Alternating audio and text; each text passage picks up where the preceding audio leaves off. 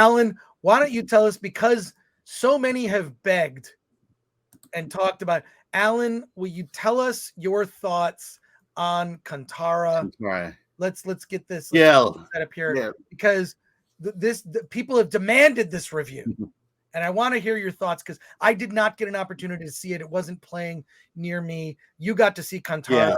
I mean, it's still in limited theaters. I mean, I had to actually go to a Cinemark to see it, a Harkin, I guess that's what they are. But let's see. Kantara is an Indian film.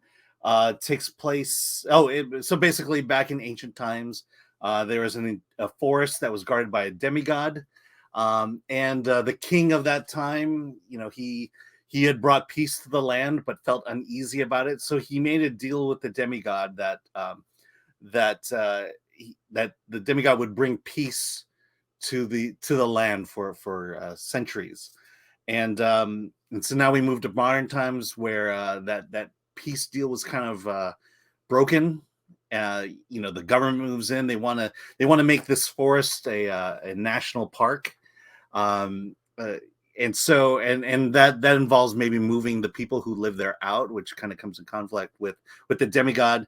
And so that brings us to today, where the government is moving in, and the villagers there want to stay. And one of them is our hero named Shiva, who him and his friends.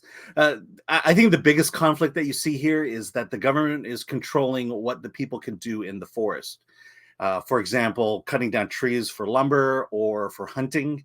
And so Shiva kind of does a civil disobedience, and him and his buddies go out and they start hunting a wild boar. The girl he likes, she recently graduated, became one of the forest patrol, and now there's kind of this conflict going on. And all at the same time, there's the demigod, who may or may not be around, but every year they celebrate him. You saw a picture of a guy dressing up as the demigod. And so this kind of mystical tale unfolds, and this battle between the villagers and the government. There's a lot of fighting involved. A lot of it's close combat. I'm setting this up because basically, we started getting into Indian films, talking about Indian films with RRR. And so that's the comparison we have here. And, I'll be honest here. It was an okay movie. It's close to 3 hours. It's probably an hour too long. And I think the problem, or the thing that the issues I had connecting with it are this. When you have a foreign film, and when us outsiders come and watch your film, there has to be something that we can connect with the story. With RRR, the connections were there. It was about patriotism. It was about family. It was about brotherhood. But in this one, I don't feel like the connection was there in terms of me, as Asian as I am, I'm for the most part a Westerner. And it was just really hard for me to kind of connect with the spiritual elements of this story. I appreciated the spiritual elements of it, but in terms of me embracing the film and loving it like I did RRR, it just wasn't there for me. Action was good. Big fan of wrestling and a lot of close combat, a lot of wrestling-like techniques. They use that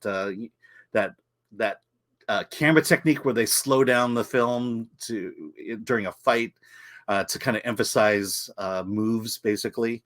It was, to me, the film, it felt too long, an hour too long. The other thing was, it was the subtitles. They flew by fast and furious. It was hard to kind of keep up with the subtitles in it, because people were talking fast and there's a lot being said and I was missing a lot. If you do go out and see the movie, I would say do not see it in Telugu, but see it in Kannada. I'm not sure I'm pronouncing it right, because I believe the film is shot, the original dialogue is Kannada. Telugu, they had to dub it, and so it comes across as a dubbed movie, even though it's not in the language I'm used to. And so I think coming down to it, I appreciated watching it. I'm not sure that I would go back and watch it again like I would RRR. But to me, what I like about international films is just getting exposure of that culture, of of the Indian culture and its history, which we're getting a lot of with these films. And so yeah, very, very tepid. If it sounds interesting to you, go and see it. All right. Well, I didn't Yeah. expect that, and I'm glad. You were honest. Your honest review. I still don't know, what does the action come from?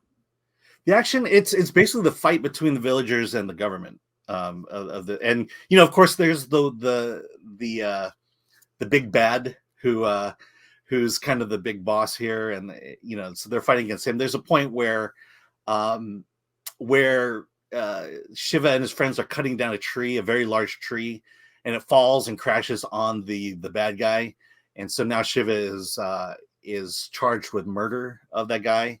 And of course, you kind of know what's happening in terms of what happened to that villain at that point halfway through the film.